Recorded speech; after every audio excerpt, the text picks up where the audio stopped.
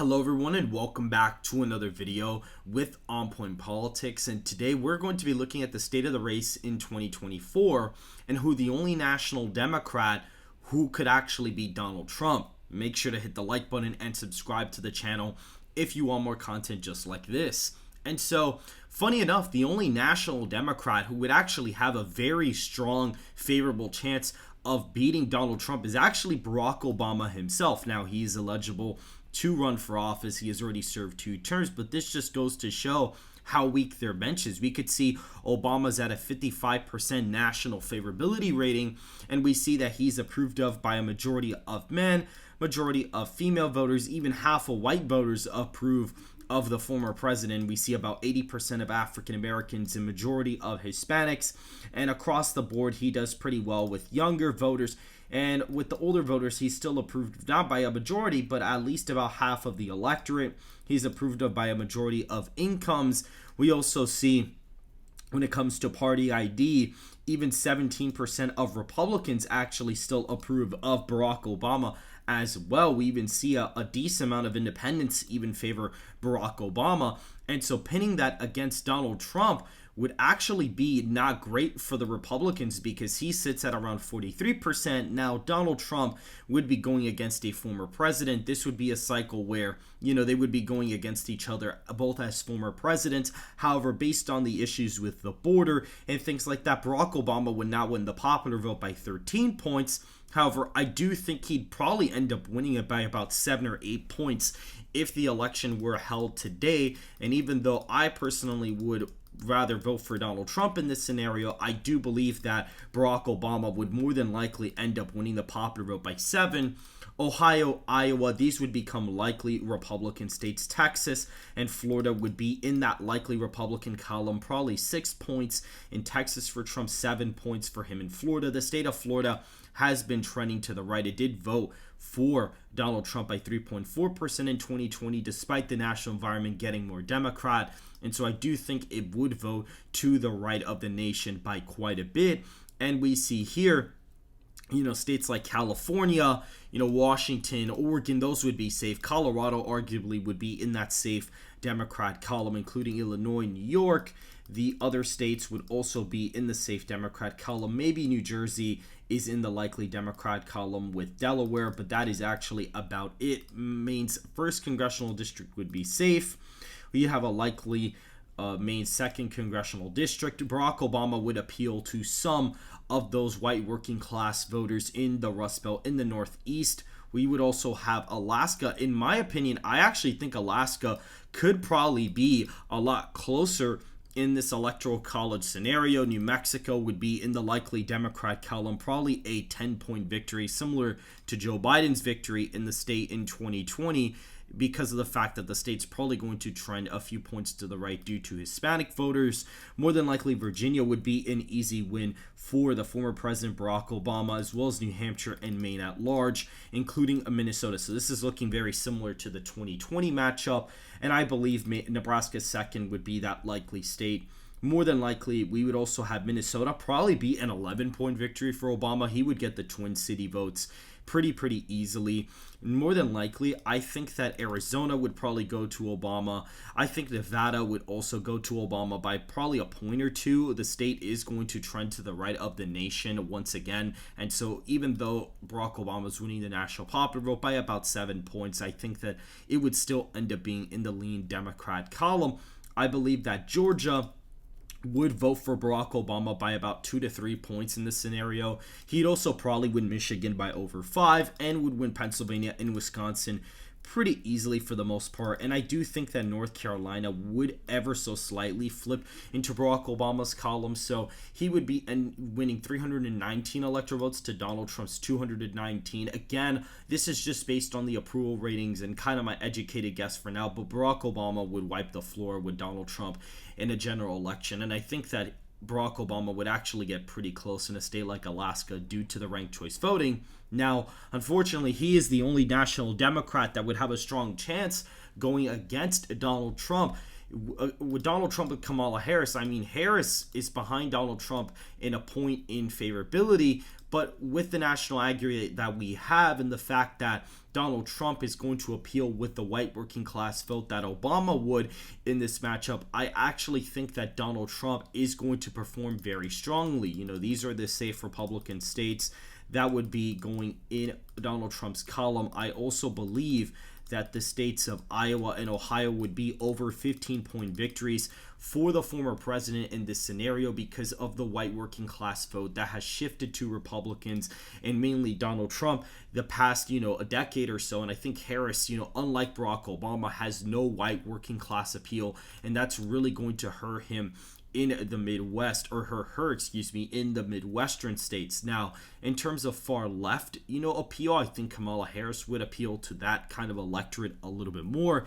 Hence why you're going to probably see her win California by over 15, possibly Colorado. Illinois more than likely would be over 5-point victories, but would still be within single digits.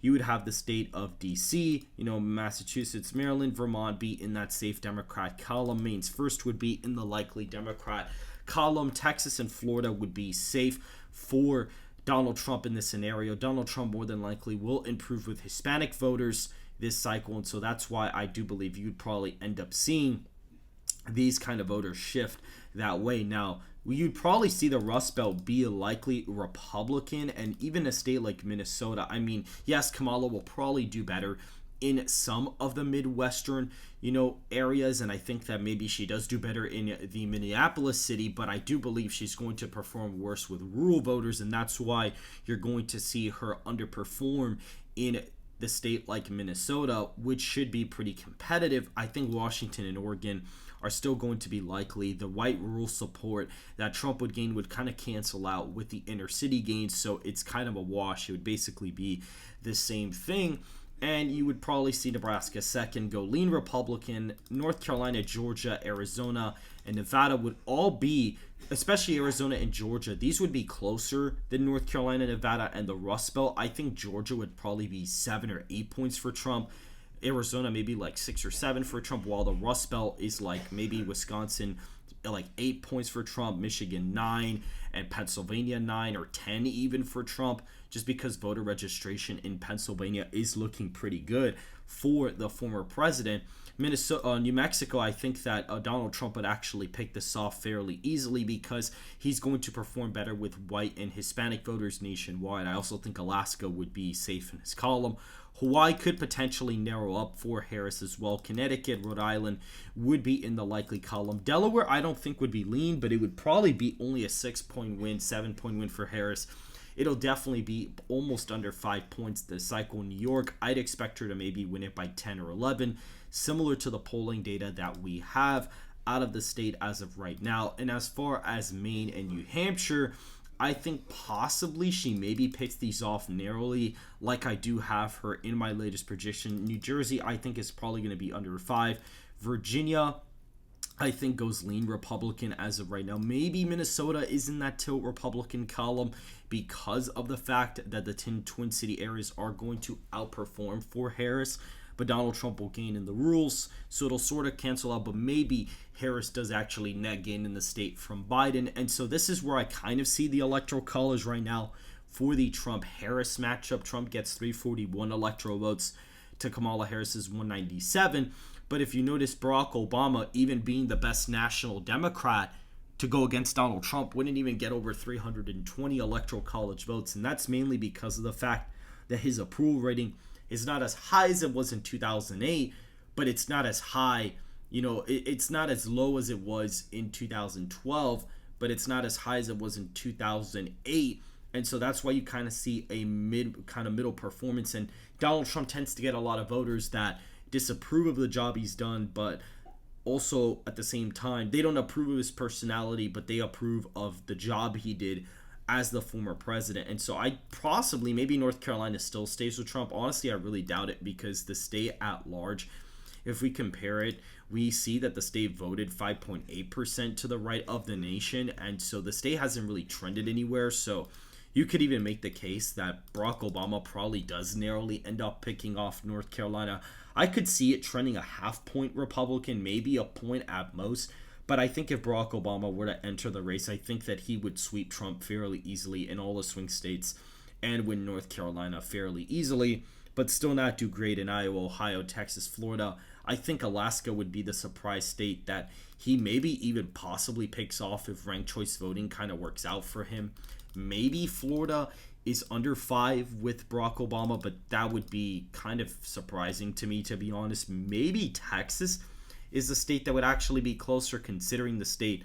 Well, the state did vote 10 points to the right of the nation last time, and if Barack Obama is winning the popular vote by 7, he probably is actually going to have the state under 5 points. So maybe Texas would actually be a 3 or 4 point victory for Trump going against Barack Obama. But notice, right now with Donald Trump, he is very, very easily winning this presidential election with 341 electoral college votes to Kamala Harris's 197.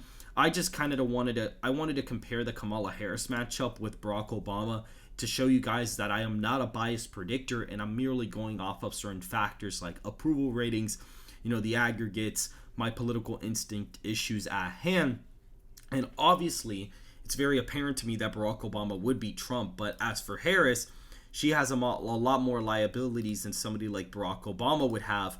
Kamala Harris is, responsible for the southern border, more so than even, incumbent President Joe Biden. She also has no white working class appeal in the Midwest. And on top of that, she has presided over, the Joe Biden administration. And what I mean by that is she is responsible for having Joe Biden in office while his mental, state is not exactly where it needs to be for, a country to run. It's just the truth. I mean, a lot of voters are not going to appreciate that. There was actually a panel that was done on NBC and NBCD and MSNBC. They did a panel with voters, and a lot of them were concerned, like, okay, well, if she becomes the president, it's gonna worry me because, Trump, we don't approve of him, but Harris kind of hid the fact that Biden's mental decline was this bad, or she knew it was bad. And so it's like, why would we necessarily trust her? So that's going to be a big concern. And the fact that she also got 0 votes in the Democrat primary, that's also going to be a big concern for voters going into the election as well. And so if you guys did enjoy this analysis, make sure to hit the like button and subscribe to the channel if you want more content just like this. And I will see you guys in the next video.